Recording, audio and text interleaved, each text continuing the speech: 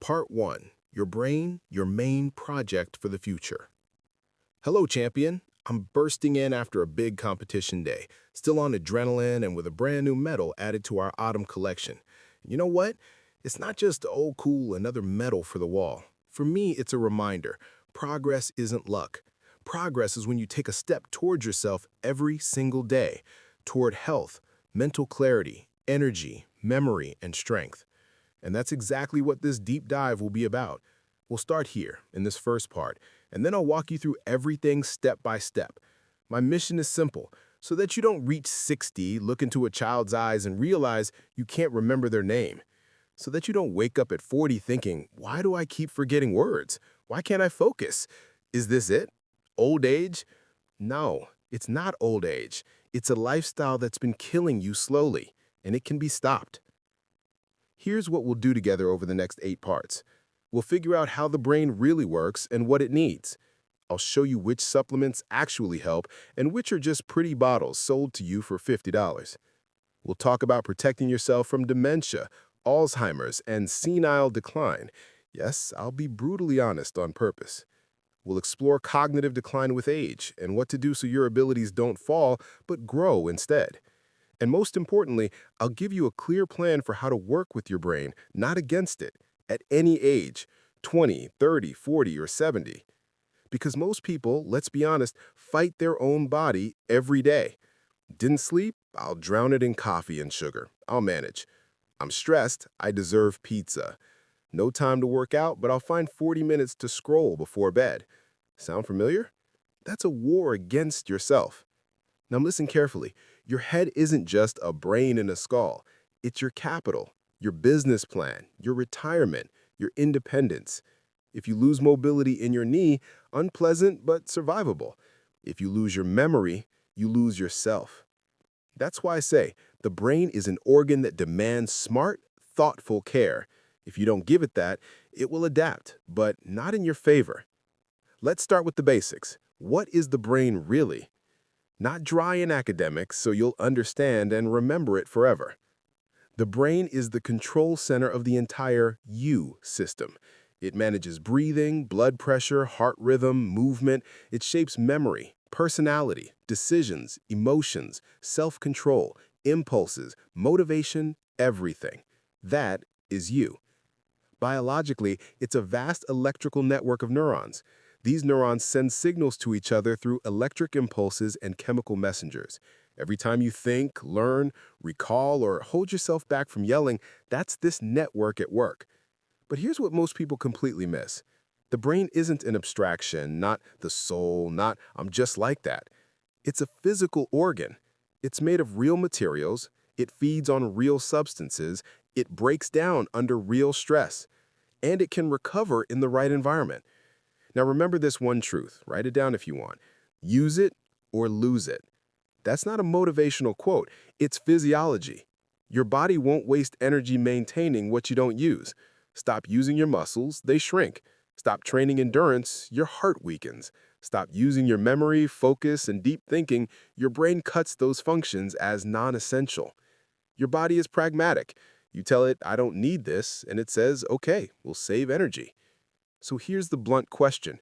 Do you want your brain sent for recycling by 50?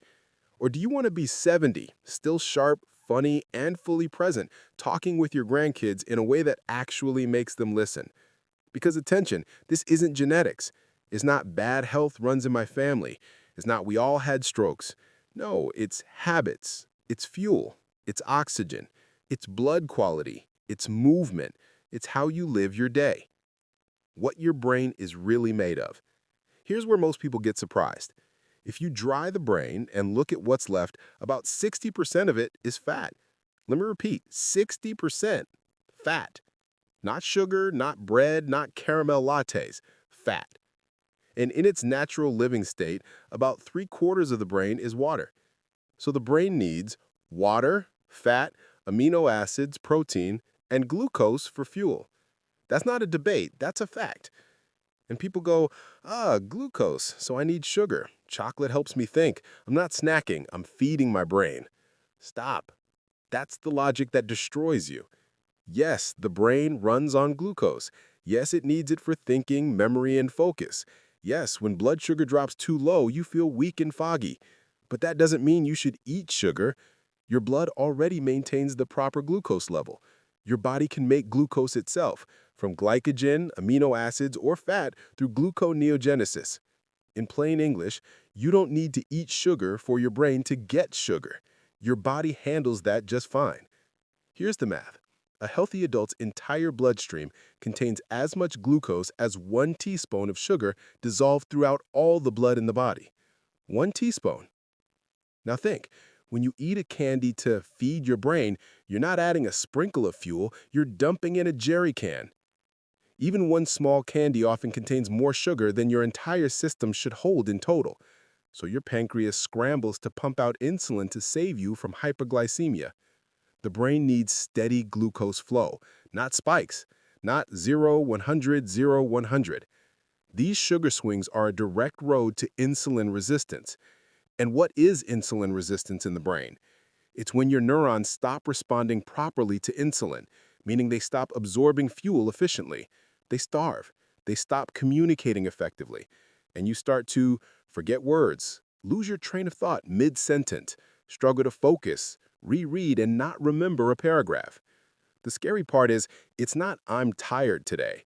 It's slow neuro burnout, the quiet beginning of early dementia. Most people are literally building their own Alzheimer's future with their own hands, every day, year after year, because their brain is drowning in sugar. You don't need a pill for memory. You need to stop killing your memory. So, is a little sugar okay sometimes? Sure, your brain needs energy, but not in the form of sugar shocks. It needs controlled, sustained fuel delivery. In practice, that means a diet based on protein, healthy fats, and vegetables. Fast sugars aren't essential at all. You can go a whole day without sweets and stay sharp, focused, and calm if your insulin regulation isn't wrecked. I'm telling you this after a long, hard day in a race. I ran a trail distance, walked 20 kilometers total, burned about 1,500 active calories, did a ton of work, and I'm sitting here talking, thinking clearly. No sugar, no snacks every 3 hours, no I'm crashing. Why? Because my body knows how to work on real fuel, not a sugar drip. And you can train that too. Your brain can be stable, strong, and fast, not only at 25, but at 45, 60, 70. If you stop forcing your system to live in emergency mode. Blood. Here's the part most people don't like, but it's reality. The brain doesn't just need glucose, it critically needs oxygen. Your brain makes up 2% of your body weight, but it consumes up to 20% of your energy. Imagine a company where one tiny department of 2% burns 20% of the budget. That's your brain. What does it breathe? Oxygen. Where does oxygen come from? Your blood. But can your blood even deliver it properly? Because for many people, their blood is like syrup. Thick, sluggish, overloaded, high pressure, prone to clots. Picture a bus so packed that the doors barely close. No air, no space to move. That's what oxygen transport looks like in a thick blood body. Now imagine a normal bus. Airy, flowing, efficient. That's healthy blood. If your blood is like jelly, your brain starves. If it's starved of oxygen, you live in a state of chronic, mild hypoxia, and that means your cognitive functions collapse. This isn't "I'm just tired." It's the physics of your blood. That's why I keep repeating, drink water, support your liver, fatty liver equals thick blood equals stroke risk. Take omega-3, build at least basic cardio endurance, enough that carrying a vacuum cleaner upstairs doesn't kill you. These aren't fitness tips from a blogger. This is about whether you'll recognize your family at 70. Cardio endurance equals life expectancy. Listen carefully, this might be the most important point of all. There's a simple longevity marker, your heart and lung endurance. If you can't climb stairs without gasping, if daily chores exhaust you, if your pulse jumps to 160 when you carry something heavy, that's not "I'm just out of shape." That's an early death predictor. Harsh? Good. You'll remember it. If you're a woman and can't run 5 kilometers in 35 minutes, not racing, just run, your cardio endurance is dangerously low. If you're a man and can't do 5 kilometers in 30 minutes, same story. And here's the key. It's not only about your heart. It's directly about your brain. If your cardiovascular system can't keep up, your brain lives on oxygen rations. And a chronically oxygen-starved brain equals neurons that die off early. That's the road to dementia, Alzheimer's, forgetfulness, and mental fog. Dementia isn't something that suddenly happens at 82. It's built over 20, 30, 40 years, one habit at a time. Sugar swings equal insulin resistance equals disrupted neural communication. Thick blood equals hypoxia equals neurons suffocating. And all of this creates a person who by 50 is already losing it, living on coffee and sweets, unable to focus. Do you want that? Be honest. Because it's not inevitable. The turning point. First, stop lying to yourself that there's nothing I can do. It's age, genetics, everyone's like that. No, not everyone. There are people at 70 running trails, thinking sharply, running businesses, learning languages, laughing with their grandkids. They're not superheroes. They just took responsibility early. Second, understand that brain care isn't a memory pill. It's a system. It's nutrition. It's hydration. It's omega-3. It's movement.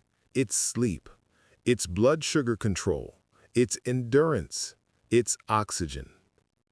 Third, you don't need to be perfect.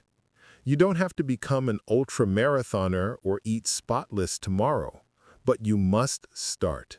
Because if you don't, your body will start for you by shutting down what you don't use, and that will be irreversible. In the next parts, I'll give you specifics. Which foods truly feed the brain? Which fats are must-have?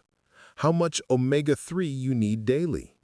How to hydrate so your blood stops being like pudding? Which vitamins and minerals are worth it, and which are a waste? And why most clinics can't really help with this, even if they want to. Because some things can't be fixed in a 15-minute appointment. You can't bandage dementia. You can't cast a memory.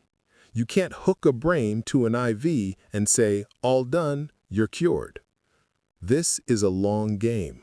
But the good news, it's a game you can still win.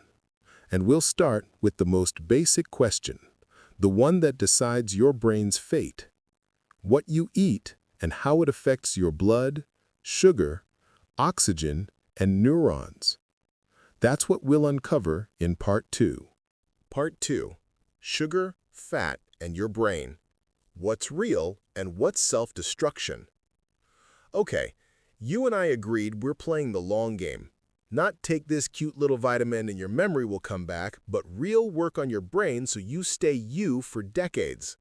Now we're diving into the most sensitive topic, brain nutrition. This is where 90% of people do everything wrong, and this is the point where both degeneration and recovery begin. No poetry, just straight point by point. What the brain is actually made of, what it uses as fuel, why something sweet for brain activity is a trap, what insulin resistance in the brain is, what you have to change in your food starting now. Ready? Let's go. Number 1. The brain equals fat and water, not a cupcake. You've heard the phrase, the brain is mostly fat 1,000 times. That's not salmon marketing. That's physiology. If we remove water and look at the dry mass of the brain, about 60% of that dry mass is fat. That's huge. That matters. It literally means if you don't get enough of the right fats, the brain can't maintain its own structure. If the quality of your fats is trash, the membranes of your neurons become fragile, inflamed, easier to damage. If you barely get omega-3, but you do get a lot of cheap, overheated oils and trans fats, your neurons lose plasticity. Translation, your brain becomes stiff. You learn slower. You remember worse. You recover worse. This isn't about calories. This is about building material. Imagine you're building a house. I say we need concrete. You bring me soggy cardboard and chip bag wrappers and go, well, that's also material. No, that's garbage. That's how the average adult diet looks from the brain's perspective. Very low in polyunsaturated fatty acids, omega-3, tons of oxidized vegetable oils from constant frying, mountains of sugar, critically low in complete protein. You gave the brain a construction job and then didn't deliver construction materials. It has to patch itself with whatever junk is available. That's not a joke. Now the key part. Omega-3 fatty acids are not optional. They're baseline. Omega-3 deficiency equals problems with memory, focus, emotional stability, mood, reaction speed, sleep quality, vessel inflammation, stroke risk. Most people live in a chronic omega-3 deficit for years. How much do you need? Minimum 2 grams of omega-3 per day. Not a little sometimes, not I eat fish occasionally, systematically. In practice, that means fatty fish, cod liver, high-quality fish oil capsules are not supplements, they're required brain nutrition. If you eat like a standard office human, bread, pasta, potatoes, quick snacks, coffee with milk and sugar, then with 100% probability you are omega-3 deficient. That's just the lifestyle diagnosis. And a brain without omega-3 is like wiring without insulation. It still sort of works, but not for long, and it starts to smoke. Number 2. The brain loves glucose. That does not mean you should pour sugar into yourself. Now the most dangerous myth, the one that quietly kills people's brains and is marketed as self-care. The myth goes like this. The brain runs on glucose, so when I'm tired or can't think clearly, I should give it something sweet. It's good for cognition. That's false. Here's what's true. The brain really does use glucose as fuel. If blood glucose is too low, you'll feel weak, shaky, foggy. But your body already maintains blood glucose on its own.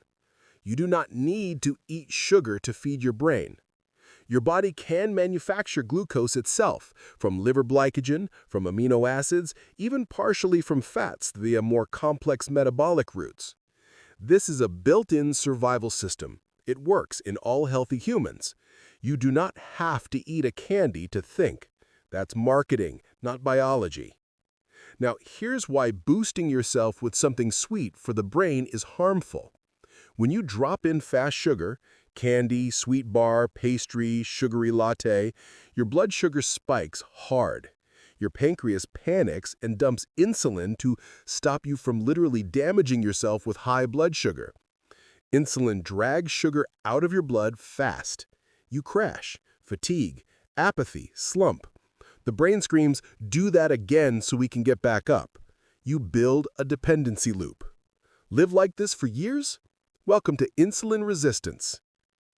Number 3. Insulin resistance in the brain, the quiet killer of memory. Important, insulin resistance isn't just about belly fat and prediabetes. It's about your head. Let's make it simple. Insulin is a key. It takes glucose, fuel, opens the door into the cell, and lets fuel in. But if you've lived on sugar spikes for years, your cells get tired of constant insulin knocking. They basically say, we're closed, stop. That's resistance. Then what happens? There's glucose around, there's insulin around, but your brain cells don't take in fuel the way they should. You end up with a brain that is both drowning in sugar and starving at the same time. Paradox, but real. You've felt this state. Brain fog, forgetfulness, mental heaviness, can't keep attention, can't deeply think for more than a minute or two. Thought stalls mid-sentence. That is not just, I'm tired today. That is already a micro form of cognitive decline. That is pre-building the foundation for early dementia. Here's the brutal truth. Alzheimer's and senile dementia don't suddenly fall out of the sky when you're 82. They're built brick by brick over decades, through food, through blood quality, through lack of oxygen, through sugar swings. And a truly rich person isn't the one with the biggest house. It's the one who can still say their kids' names at 70. 4. But I really do feel better after something sweet. That's a fact. Pause. Critical moment. Yes, you might feel temporarily sharper and more alive after sugar. Why? Because sugar isn't just fuel. Sugar is dopamine. Sugar hits your reward system. It gives your brain, good job, you're safe, you won't die, everything's okay.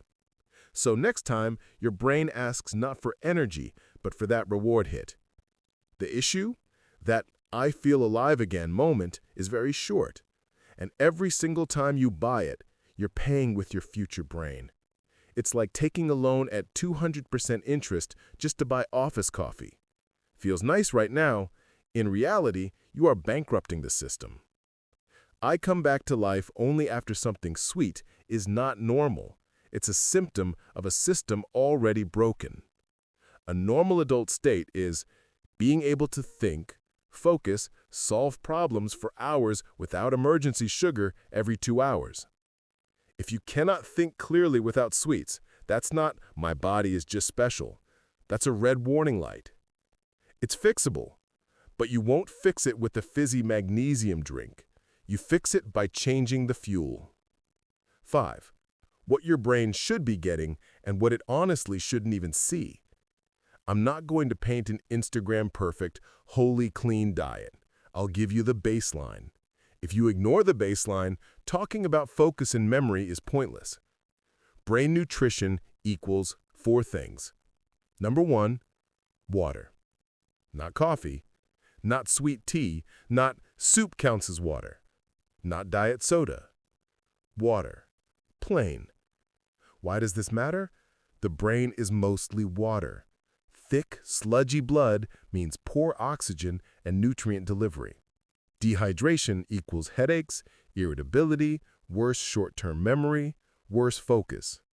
If you're drinking like half a liter of actual water a day and everything else is coffee, you are actively slowing your brain every morning, every day.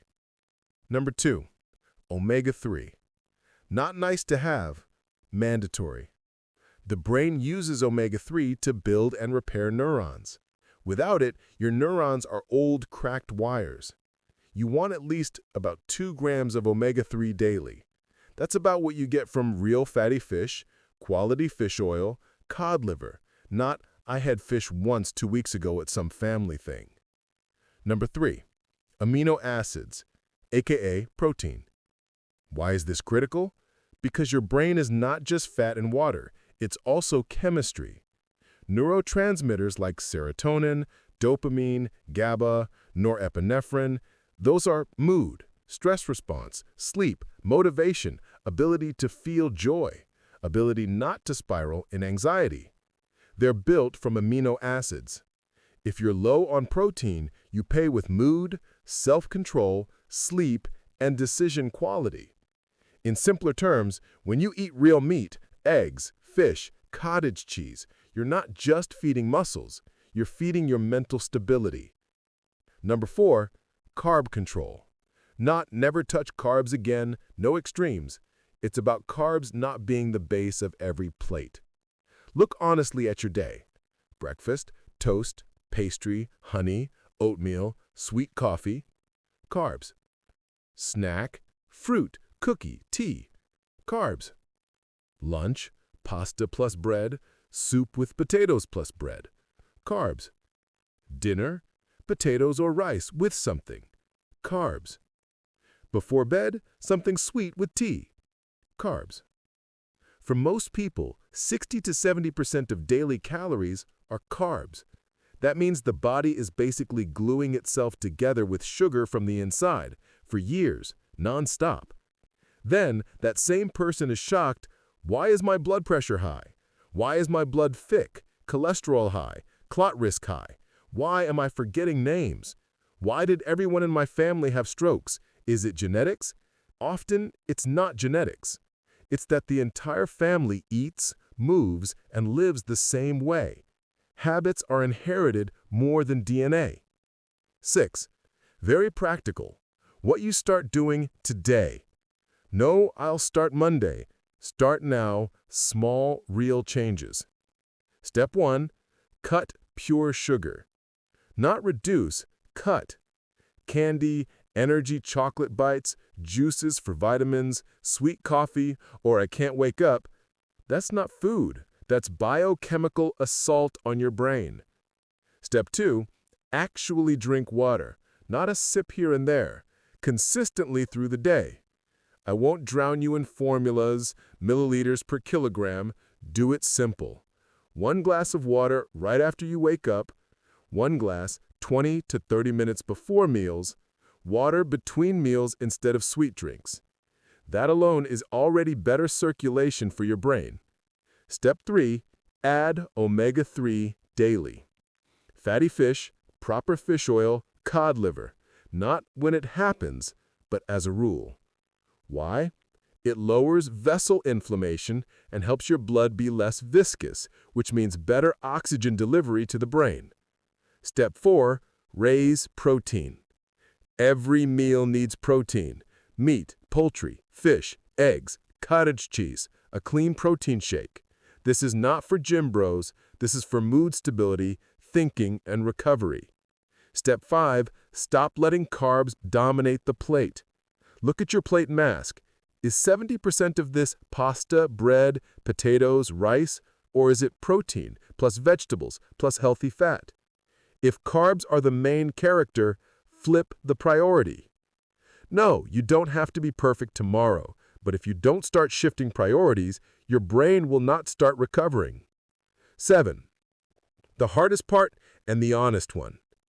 If you're currently living on sugar swings, eating carbs all day, barely moving, always tired, that's not "I'm just under stress right now." That's active destruction mode. Right now, already. You don't need drama about it. Actually, you should feel relieved. Why? Because this is not brain cancer. It's not head trauma. It's not something irreversible. It's food, water, movement, oxygen. These are controllable variables. Bad news, no one can do this for you. Good news, no one can stop you from doing it. 8. Where we're going next. In the next part, we're going into one of the most underrated topics, blood and oxygen. Here's what you've now understood. The brain is physically built from fats and protein. The brain needs stable glucose, not sugar roller coasters. Sugar isn't necessary for thinking. That's a trap. Insulin resistance in the brain is a real cause of memory loss and attention collapse. You can rebuild your nutrition, but that's not enough. Because even if you start eating perfectly, if your blood is too thick, if you don't move, if you're out of breath from one flight of stairs, your brain is still living in chronic low oxygen mode. That means it's literally suffocating every day. And a suffocating brain will not learn, will not repair, will not perform. It will start shutting functions down. First the small ones, then the important ones. So in part 3, we'll break down what thick blood really is and why it's a time bomb for memory. Why a fatty liver equals a high stroke risk. How to measure your endurance without being a fitness person and find out if you're in the danger zone. And I'll give you a simple threshold test. If you can't pass it, your chances of reaching 70 with a clear mind are very low. Ready? It's going to be tough, but honest. Part 3. Blood, oxygen, and endurance, the fuel your brain literally can't live without. We've already figured out that the brain is made of water, fat, and protein. We've agreed that sugar is not salvation. It's damage if there's too much of it. Now, it's time to talk about the thing without which nothing else works at all: blood and oxygen. Yes, your brain can be perfectly supplied with fats and protein. But if your blood doesn't deliver oxygen and nutrients, that's it. Game over. 1. Why blood is the transport system of your mind. Picture a logistics company.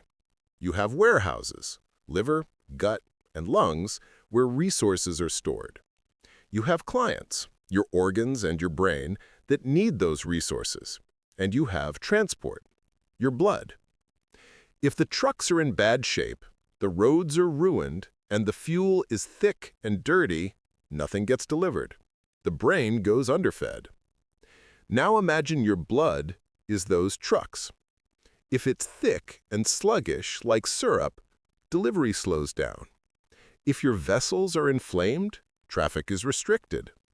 If your heart and lungs aren't moving oxygen efficiently, your brain is literally suffocating. This is not a metaphor. This is physiology. 2. Thick blood equals slow brain.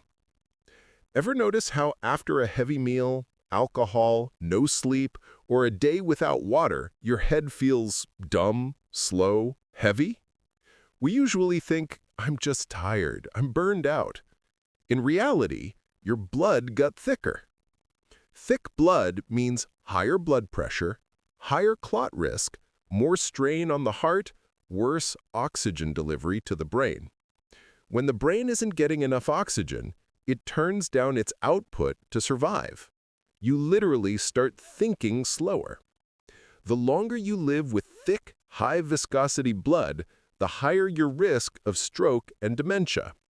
And here's the part most people ignore. This is reversible.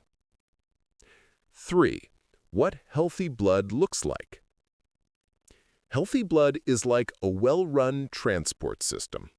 It flows easily, carries oxygen and nutrients, and removes carbon dioxide and waste. To get that, you need enough water. 1.5 to 2 liters a day isn't biohacking, it's basic physiology. No chronic dehydration. Coffee, tea, soda, even no sugar do not count as water. Regular movement.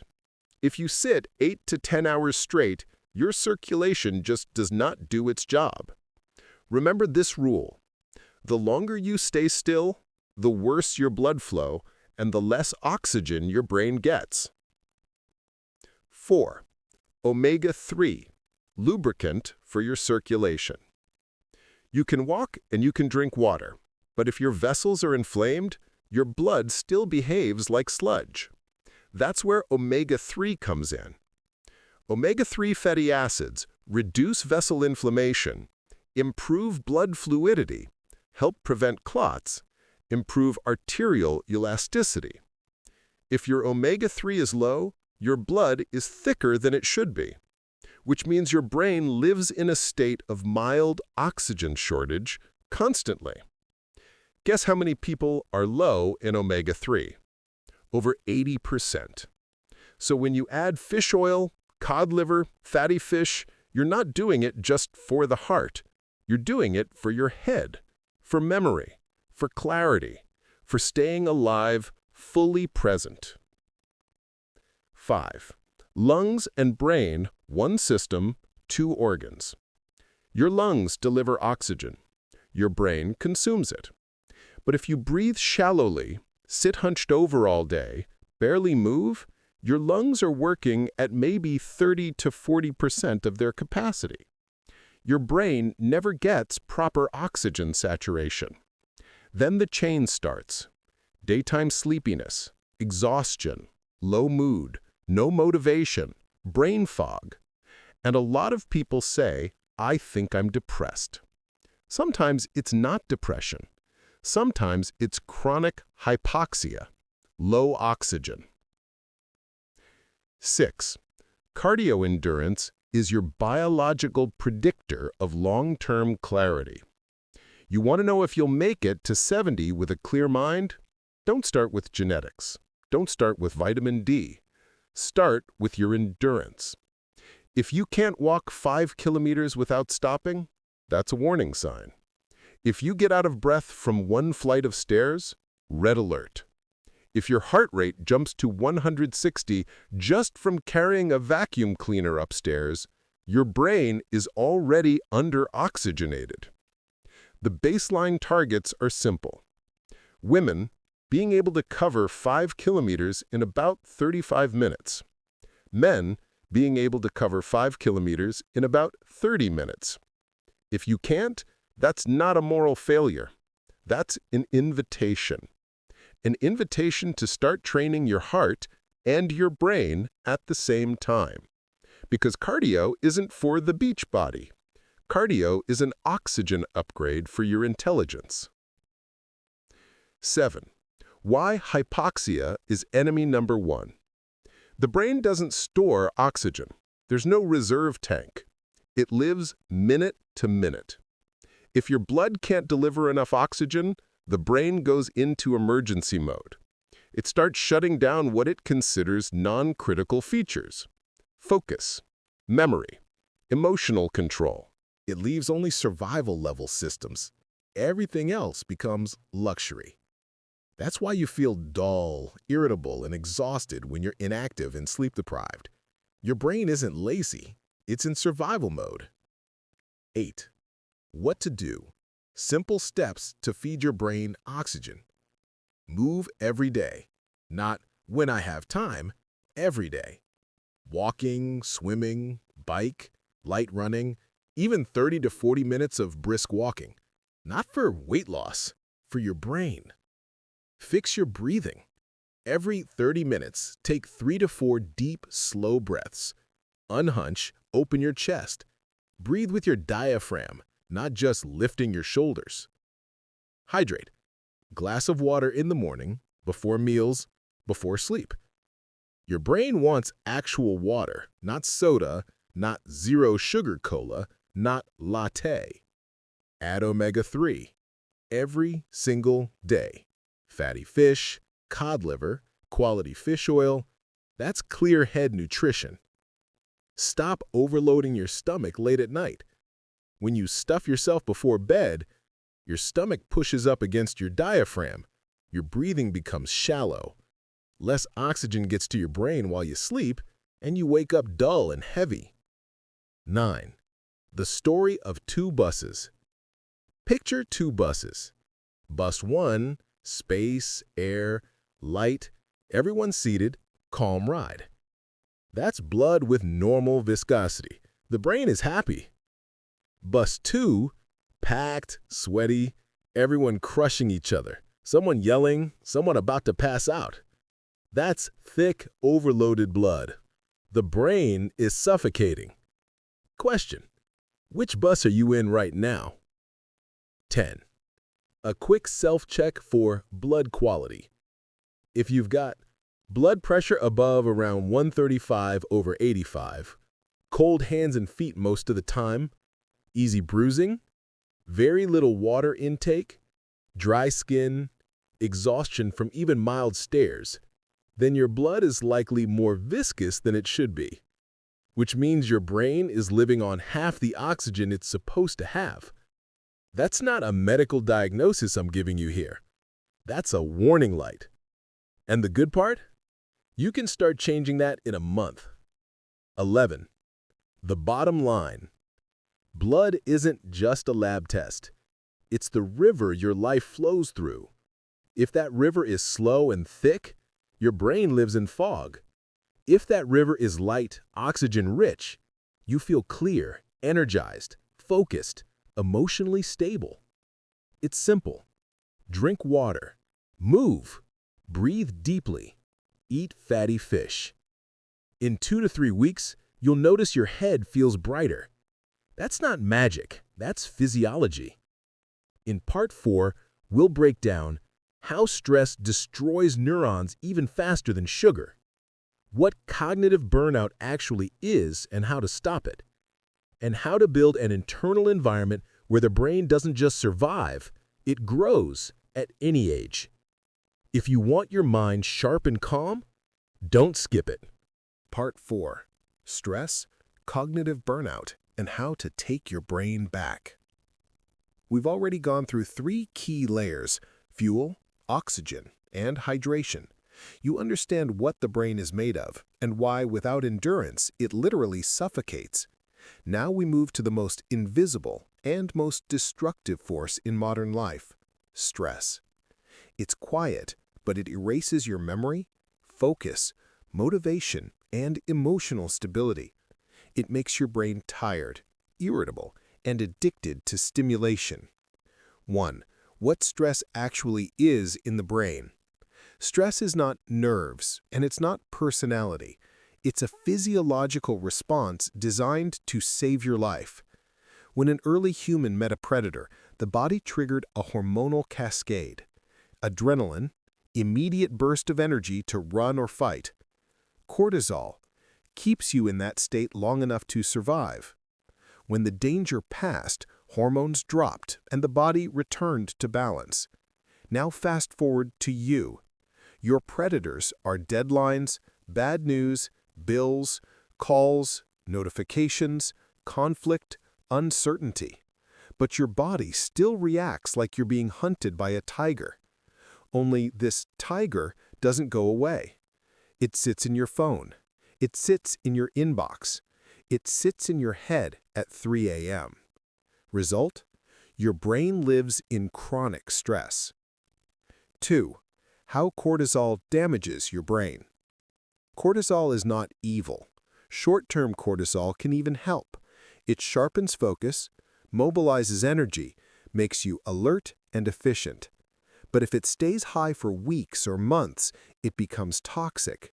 Chronic stress does this: shrinks the hippocampus, the part of the brain responsible for memory and learning, interferes with forming new neural connections, drives up inflammation in the brain, interferes with nighttime cellular repair, and most dangerously, rewires your brain to depend on fast pleasure, sugar, coffee, scrolling, and anger. In other words, stress doesn't just ruin your mood, it changes your brain's physical structure. 3. Why you feel forgetful, unfocused, and tired all the time. When cortisol stays high, the brain starts rationing energy. It shuts down what it considers non-essential functions: creativity, memory, long attention, planning. That's why you open a tab and forget why. That's why you can't finish reading an article. That's why you lose your train of thought mid-sentence. It's not because you got dumber. It's because your brain is in survival mode. Right now, its priority is not long-term goals. Its priority is just get through today. 4. Cognitive burnout, the new fatigue. We used to call it overworked. Now we call it burned out.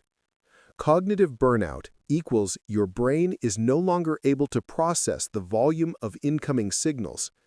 Every notification, every message, every short video or urgent ping is treated like a micro-threat. Each one triggers a microspike of dopamine and cortisol. Your brain was built to handle maybe a handful of meaningful signals per minute. You're feeding it hundreds. The brain doesn't get tired from working hard. It gets tired from being forced to switch attention nonstop. The result? You lose focus. You need more and more stimulation to wake up. Silence makes you uncomfortable. Your sleep becomes shallow, and even at night, your brain doesn't fully power down. That's burnout. A brain stuck in constant alert mode with no off switch. 5. Why a walk and silence beat coffee. Everyone is hunting for a magic pill, more caffeine, adaptogens, brain vitamins. But biology is blunt. The best antidote to cortisol is movement, breathing, and real rest. When you move, circulation clears out excess stress hormones. When you breathe slowly and deeply, you activate the parasympathetic system, the repair and recover mode. When you sleep deeply, the brain literally cleans and restores itself. And here's the simplest piece: silence. Your brain needs at least 10 to 15 minutes a day with zero incoming stimulation to clear cache. If you never allow that, it never truly resets. It just keeps grinding. 6. How to know your brain is already burned out. Here's a quick checklist. If you recognize yourself in 3 or more, you're not just tired. you're in cognitive overload. You wake up already exhausted. Noise, people, or small requests irritate you way too fast. You can't stay focused for more than 10 minutes. You constantly crave sugar, coffee, or something to boost you. You keep forgetting words, tasks, names. Even rest doesn't feel like rest. Thoughts loop at night and don't shut up. That's not your personality. That's a stressed brain waving a red flag. 7. Reset protocol. 3 steps. Step 1. Kill the noise. Notifications, endless feeds, background info, drama conversations. Every single one is a microspasm of your blood vessels. Turn off what you don't actually need to survive. Step 2. Build a recovery ritual. 10 minutes a day. Breathing, walking, or quiet sitting. No phone, no conversation, no input. This is not being lazy. This is scheduled nervous system maintenance. Step 3. Protect sleep like it's medication. Screens off at least 1 hour before bed. Dark, cool, quiet room. Why so strict? Because at night, the brain literally washes itself through the glymphatic system. It clears waste products, calms inflammation, resets neural pathways. If you don't sleep properly, that cleanup does not happen. No cleanup equals more inflammation, equals worse mood, worse memory, less control. 8. The chemistry of calm. What actually helps neurons survive? There are 3 basic supports that really can help lower stress load. Magnesium helps muscles and the nervous system relax. B vitamins support normal function of the nervous system and stress response. Omega-3 lowers inflammation and stabilizes mood. Important: supplements are not magic on their own. They only work on top of lifestyle changes. No sleep plus no water plus no movement equals even the most expensive brain support formula is basically useless. 9. The mental layer you don't want to hear about. For most people, stress doesn't come from events. It comes from resistance. We suffer less from what is and more from the fact that we refuse to accept that it is. You can rage at traffic for an hour. The car will not move faster. You can replay a fight with your boss 30 times in your head, but nothing changes except your blood pressure. Your brain is the one that pays. So one of the most powerful brain practices is learning to let go. Not suppress, not pretend it's fine. Actually let go, acknowledge, and release. That skill literally protects neurons. The bottom line: stress is not "I'm a bit tired." Stress is physical degradation of your brain. If you don't learn to regulate it, it will destroy everything else you're working on: memory, attention, mood, willpower, discipline.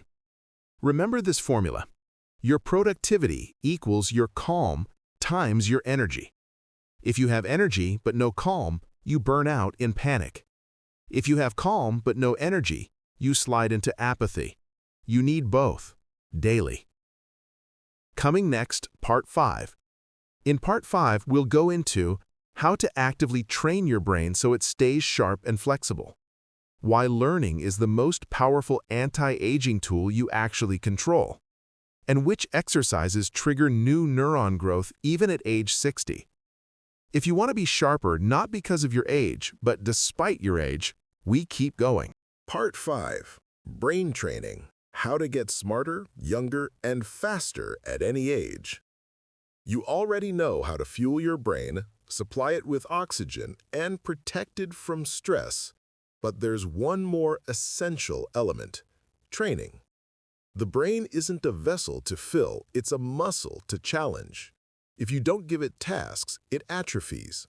If you do, it grows, literally building new neural connections. That's what true youth is: neuroplasticity. 1. The brain doesn't age if you train it. Science has long proven it. Neurons can grow even at 80. We used to think everything freezes after 25. Memory fades, processing slows down.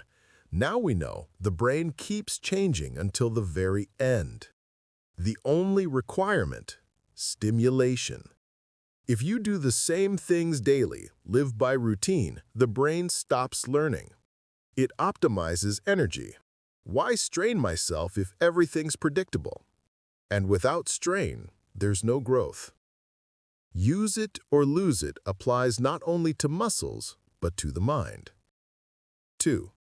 What kills neuroplasticity? You can eat perfectly and take omega-3, but it won't help if your brain lives in monotony. The main killers of neuroplasticity: repetition, work to home, series to sleep, lack of new tasks, isolation from social interaction, endless consumption of content without reflection, sleep deprivation. The brain doesn't decline from age, it declines from sameness. 3. The novelty rule. For your brain to grow, it needs surprise. New language, new route, new book, new skill. Every time you do something for the first time, your learning and memory centers fire up. Dopamine and serotonin flow, new connections form. Here's the simple formula: one new thing every day. Brush your teeth with the opposite hand. Walk a different route. Try a new recipe. Talk to a new person.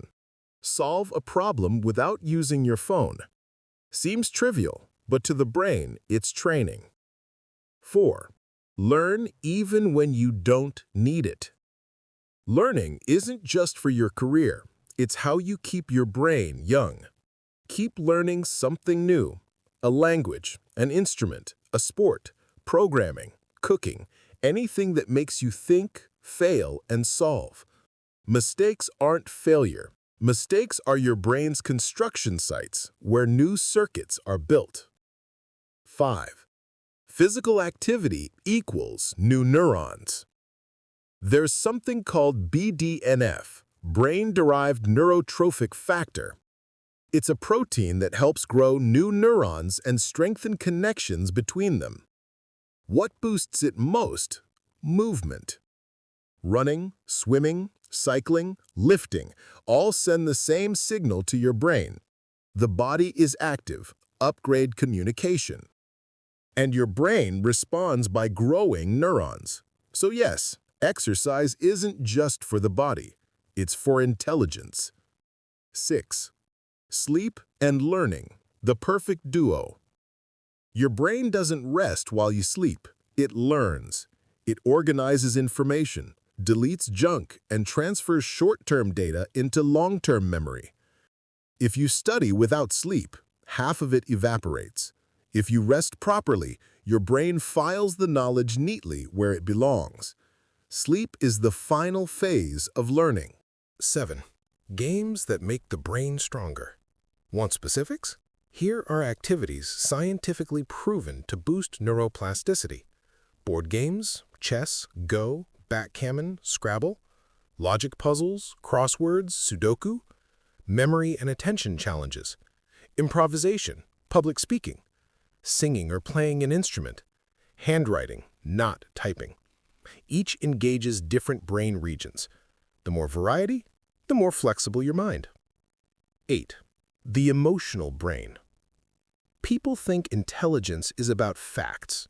In reality, it's about flexibility. The better you manage your emotions, the sharper your mind becomes. Emotional regulation equals impulse control, awareness, and adaptability. When you pause before reacting, your brain learns. That's real intelligence, not IQ, but the ability to choose your response. 9.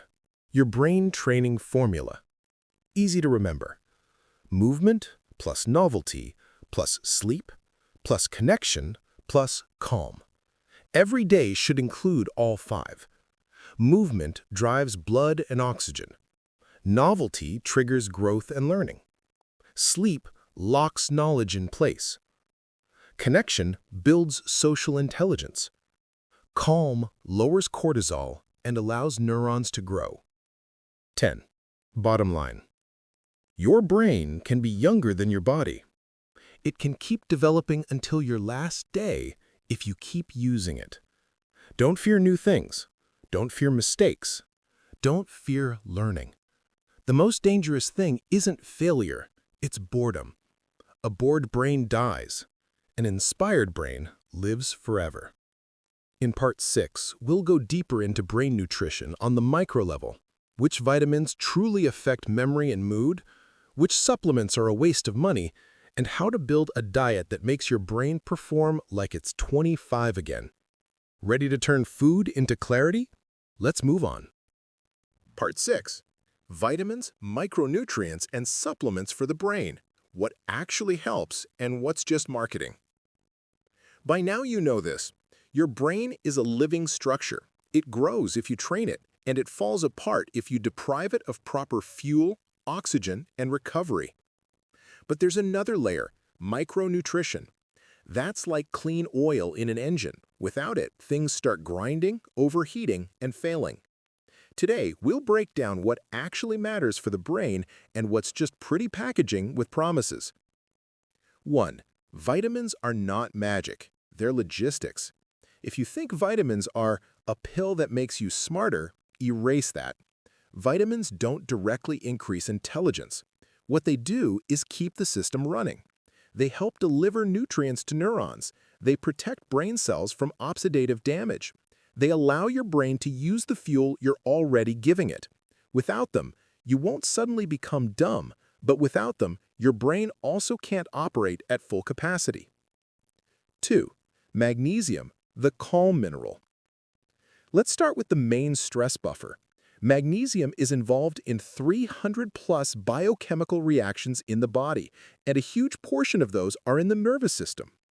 It helps relax blood vessels, reduce nerve overexcitability, regulate cortisol, improve sleep quality, lower anxiety and irritability.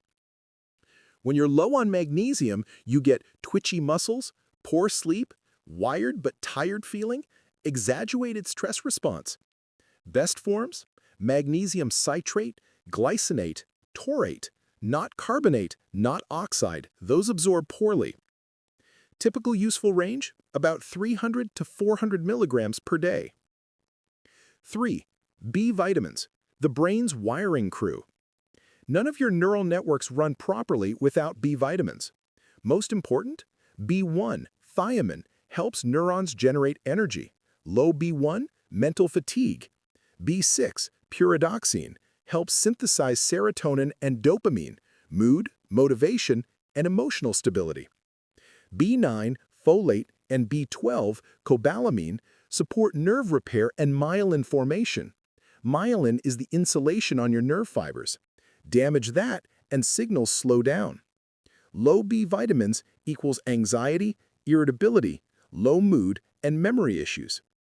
Advice: take them as a complex, not one by one, and not as forever just in case, but in focused blocks 1 to 2 times a year, especially if you're under heavy stress, on a restrictive diet, or constantly tired.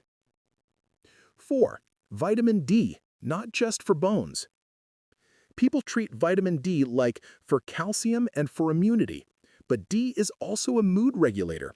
It affects the hippocampus, learning and memory, dopamine and serotonin balance, general cognitive energy. Low D equals fatigue, brain fog, apathy, and low concentration. People with chronically low D levels are more likely to report depressive symptoms and cognitive slowdown.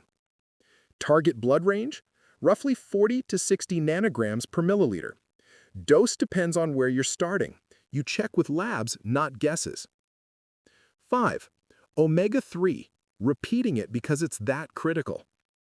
Omega-3 fatty acids are literal building material for neurons. They support signal transmission, protect against inflammation, and stabilize mood.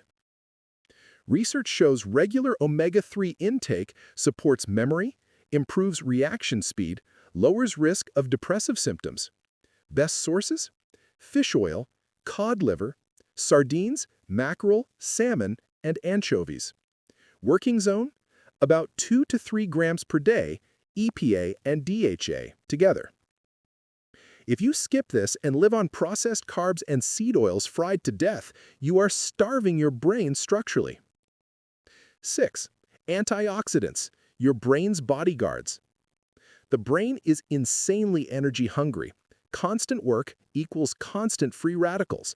If you don't neutralize that, you get oxidative stress, neuron damage, and accelerated aging. Antioxidants are security detail. Top players: vitamin C, citrus, kiwi, bell pepper, broccoli; vitamin E, nuts, avocado, cold-pressed oils; CoQ10 supports mitochondrial energy production, helpful when you're chronically fatigued; and polyphenols, blueberries, green tea, turmeric, and dark chocolate. Rule of thumb: the deeper and richer the color of a fruit or vegetable, the more protective compounds it carries. 7. Zinc and iron, focus and drive. Iron moves oxygen. Low iron equals chronic fatigue, pale skin, weakness, low mental stamina, poor attention. Your brain is literally under-oxygenated. If zinc is low, your mental drive and clarity suffer. So, get blood work at least once a year, not guesswork, data. 8. Adaptogens as soft armor against stress. Adaptogens are botanicals that increase resilience to stressors. They're not stimulants, they're balancers. Most useful: rhodiola rosa, supports endurance and mental clarity under load. Ashwagandha, helps reduce anxiety and cortisol. Ginseng, increases energy without the heavy crash effect. But note, adaptogens do not fix a lifestyle of no sleep plus constant caffeine and sugar. That's like waxing a car with a broken engine. They are support, not substitution. 9. What doesn't work and what's just trendy noise. Your brain does not need neurovitamins from late-night ads, generic brain boost powders with no evidence, random nootropics you grabbed because someone on a forum said, "Focus X300." Anything that promises 200% intelligence, memory pill in 7 days, or limitless mode is selling you a fantasy. If it actually worked the way it's marketed, half the planet would be geniuses. The real smart pill is hydration, stable blood sugar, sleep, oxygen, omega-3. Everything else sits on top of that. 10. The minimal brain stack. If you want a short version, here it is: the Brain 5. Magnesium, around 300 to 400 milligrams per day. Omega-3, around 2 to 3 grams per day, EPA and DHA. Vitamin D, dose based on labs, often around 2,000 to 4,000 IU per day. B-complex, taken in structured cycles, not randomly forever. Antioxidants from food: blueberries, turmeric, green tea, colorful vegetables. If you combine that with movement, sleep, and stress control, you're setting up a brain that can keep working at a high level for decades. 11. Bottom line: supplements are not a replacement for taking responsibility. They're tools. But if you don't fix fundamentals, food quality, sleep depth, breathing, hydration, no capsule will save you. Your brain isn't a mechanical part. It's an ecosystem. And every choice you make is either a signal, "I'm on your side," or "I don't care what happens to you." In Part 7, we're going to put all of this into a single system: how to build a morning and evening ritual for mental clarity, how to structure your day so your brain doesn't fry by 4 p.m., and how to create a lifestyle where energy and calm is just your baseline, not a rare state. Next is full practicality, step by step, and a habit checklist for a brain that runs at max capacity. Part 7. The Daily System for the Brain: how to structure your morning, day, and evening for focus and energy. Now that we've covered biochemistry, nutrition, stress, and training, it's time for what actually matters: practice. Because even the best knowledge is useless if it's not built into your daily rhythm. This is your system for staying clear-headed, energetic, and grounded every single day. It's not motivation, it's survival strategy in the age of overload. Part 1. Morning. The system boot. The way you start your day determines how your brain performs until evening. Right after waking up, your brain is in a chemical transition. Cortisol is slightly elevated to start the body, while dopamine and serotonin are still low. If you grab your phone in the first 10 minutes, you hijack this balance, throwing your brain straight into anxiety, notifications, and emotional chaos. So, first rule of morning: no phone for 30 minutes. Instead, drink a glass of water with lemon. Do 5 minutes of breathing. Inhale 4 seconds, hold 4, exhale 6. Stretch or go for a short walk. Adjust your inner dialogue. Not, "Ugh, another day," but "I get another opportunity." Your brain hears not only the words you speak to yourself with, but the tone you speak to yourself with. Part 2. Breakfast for the brain. If you eat breakfast, make it clean energy, not a sugar roller coaster. Ideal combo: protein, eggs, cottage cheese, fish. Healthy fats: avocado, nuts, butter. Fiber: vegetables. If you prefer intermittent fasting, fine, but when you do eat, make it real food. No sugary fitness bars, cereals, or sweet coffees. That's brain sabotage disguised as convenience. Part 3. The golden productivity hour. 1 to 2 hours after waking up, your brain hits peak cognitive sharpness. Use that time for real work, not messaging or errands. Try this. Block 90 minutes with 0 interruptions. Silence all notifications. Set a timer. 1 task, 1 window, no multitasking. Your brain can't multitask. It just burns energy context switching. Part 4. Breaks. Fuel for attention. After 90 minutes of focus, take 10 to 15 minutes off. That's not weakness, it's neural maintenance. Do this instead of doom scrolling. Get some fresh air, breathe deeply, drink water, and look far into the distance, not at a screen. Your brain thrives on contrast, tension, and release. No rest equals burnout. No tension equals stagnation. Part 5. Daytime. Manage energy, not time. You measure productivity in hours. Your brain measures it in energy cycles. Every 3 to 4 hours, focus naturally dips. If you force it with caffeine or sugar, you just exhaust your nervous system faster. Try this shift. Structure your day by energy. Morning equals creative. Midday, analytical. Evening, communicative. Take a 10 to 15 minute walk after lunch. Eat without your phone. Give your brain actual downtime. Part 6. Water and movement. Neuron fuel. Your brain doesn't need more coffee. It needs hydration. Even mild dehydration, 2 to 3%, drops your attention and reaction time. So, drink regularly, not all at once, and move often. 5 to 10,000 steps daily is minimum for healthy blood flow. If you sit, stand up every 40 to 60 minutes, do a short stretch or 10 squats. Movement isn't fitness, it's charging your brain. 7. Evening. Time for recovery. By evening, melatonin rises and your cortex slows down. If you keep feeding it news, shows, and screens, you steal tomorrow's clarity. Follow the blue light rule. 1 hour screen-free before bed, warm lighting, calm music, shower, silence. Write down 3 good things from the day. Gratitude resets stress chemistry.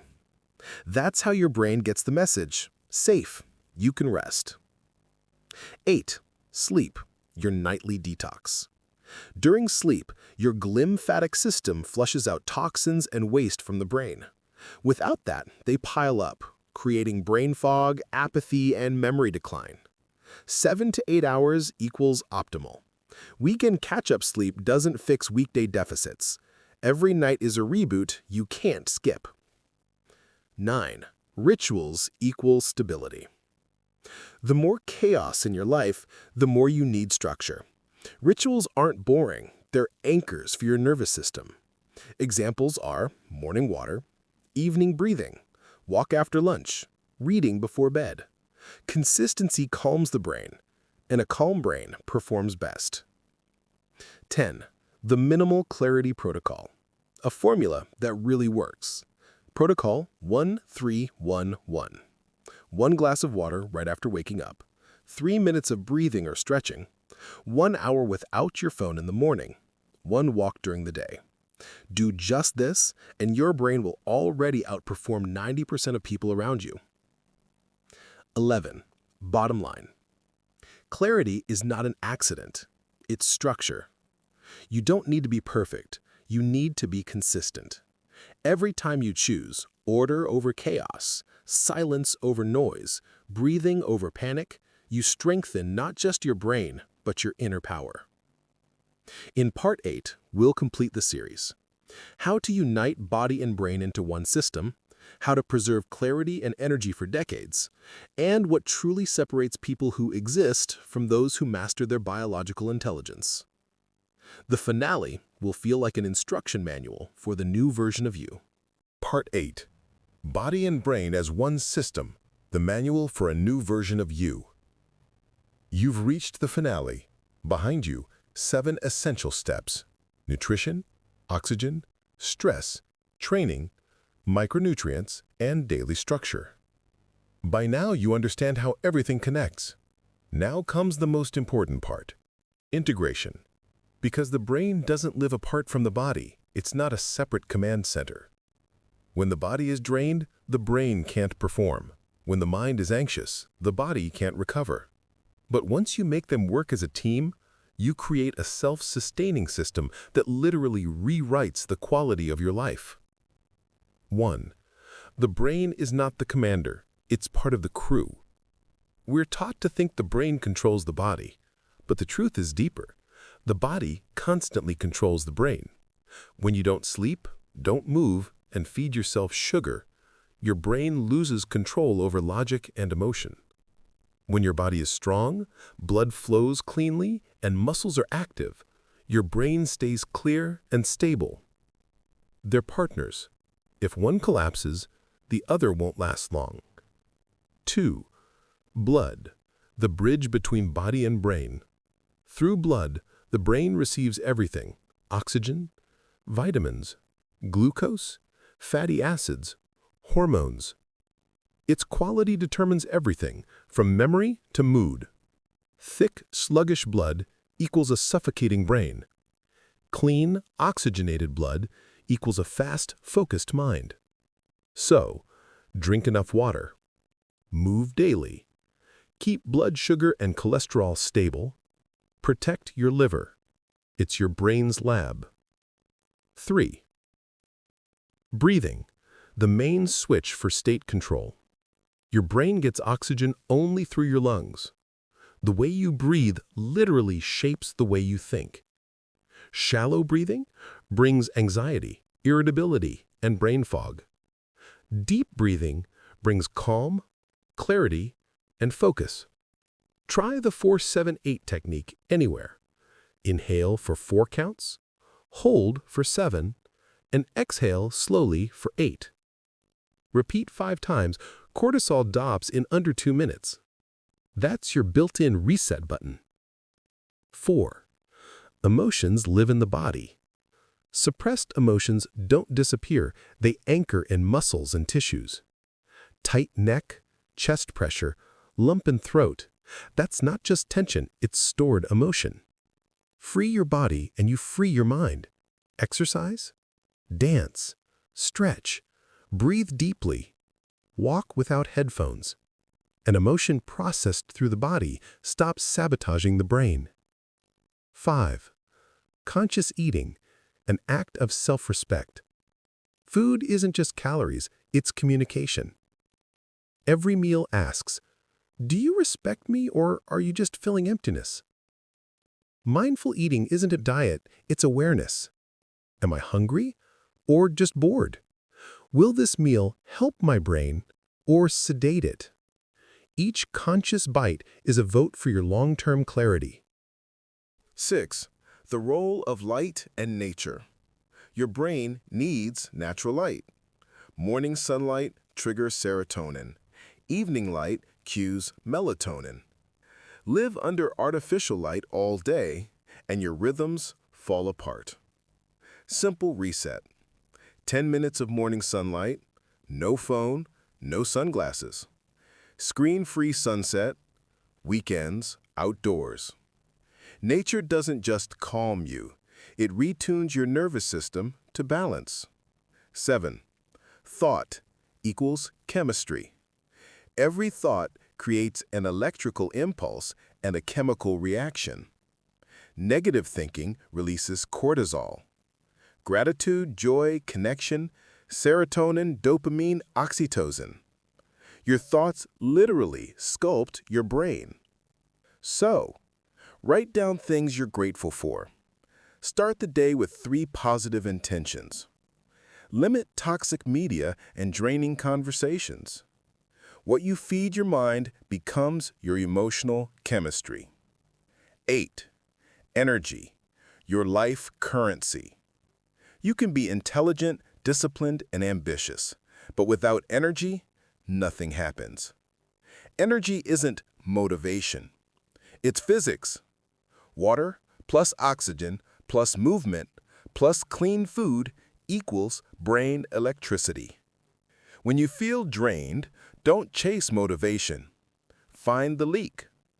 Lack of sleep, dehydration, sugar overload, stress, no purpose. Seal the leak, and energy returns naturally. 9.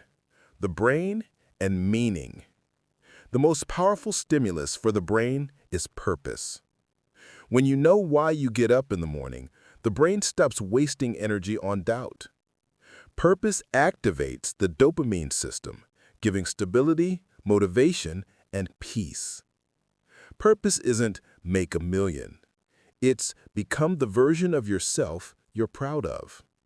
When your brain sees meaning, it works with you, not against you. 10. The new life formula. Combine everything into one clear sequence.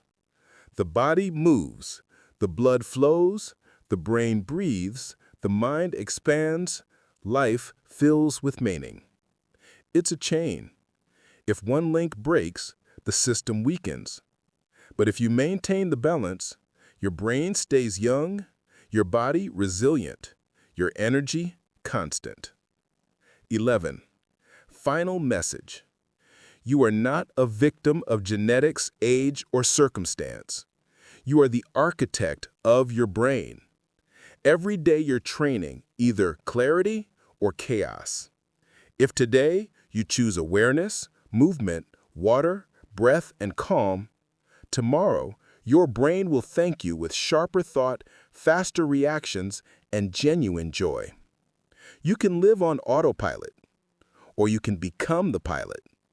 The choice is yours. This concludes the series, Body and Brain as One System. But truly, it's not an ending. It's the beginning of You 2.0, a version built on clarity, strength, and inner peace. And if you've reached this line, know this. You've already done more for your brain than most people do in a lifetime. Keep going.